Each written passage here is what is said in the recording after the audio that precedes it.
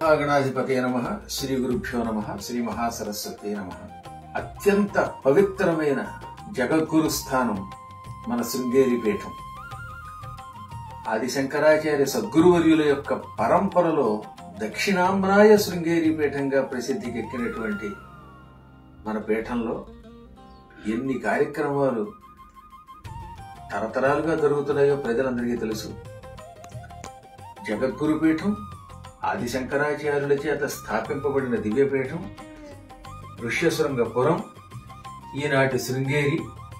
ఆ శృంగేరి పీఠ జగద్గురువులు శ్రీ శ్రీ శ్రీ విధుశేఖర భారతీ స్వామి వారు మన అదృష్టవశాత్తు మళ్లీ జగత్ పర్యటన చేస్తున్నారు. అందులో భాగంగా 12వ తారీఖు ఆదివారం అక్టోబరు నాడు మొదలుపెట్టి డిసెంబర్ వరకు వారి జైత్రయాత్ర సాగుతుంది. మనం ఎంతో అదృష్టవంతులం.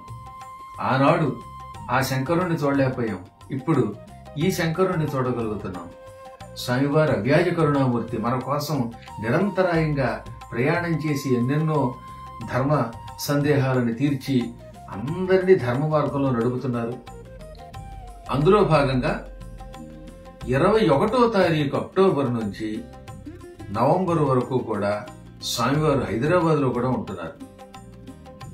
భక్తులందరూ ఏదో రకంగా స్వామివారి దర్శనానికి వెళ్లి వారి చరణాంబుజాలను దర్శించి తరించాలని మంగళాశాసనం చేస్తున్నాం. నాకు స్వామివారంటే అంతా ఇంతా కాదు భక్తి. ఆనాటి శంకరుడి యొక్క దివ్యాంశ వీరిలో ఉన్నదని ఎప్పుడో చూడగానే నాకు అర్థమైంది. స్వామివారి ఎంతో కరుణామూర్తి కూడా. నేను ప్రస్తుతం అమస్టర్డామ్లో నెదర్లాండ్స్ లో ఉన్నాను. రేపే స్విట్జర్లాండ్ వెళుతున్నాం. అక్కడ భాగవత సప్తాహం చేస్తాను. తిరిగి వచ్చేసరికి నా అదృష్టం బాగుంటుందని అనుకుంటున్నాను. స్వామివారు ఇంకా హైదరాబాద్ లో ఉంటారు. ఉన్నప్పుడు వారి దర్శనం చేసుకుంటాను, లేదా కనీసం శృంగేరి అని పెడతాను. మన భక్తులందరూ కూడా ఏ మూల ఉన్నా సరే స్వామివారి పర్యటనని సద్వినియోగం చేసుకోండి. శృతి స్మృతి పురాణానాం ఆలయం కరుణాలయం నమామి భగవత్పాదం శంకరం లోకశంకరం అనుకుంటూ స్వామివారు చేసే కార్యక్రమాల్లో పాల్పంచుకోండి.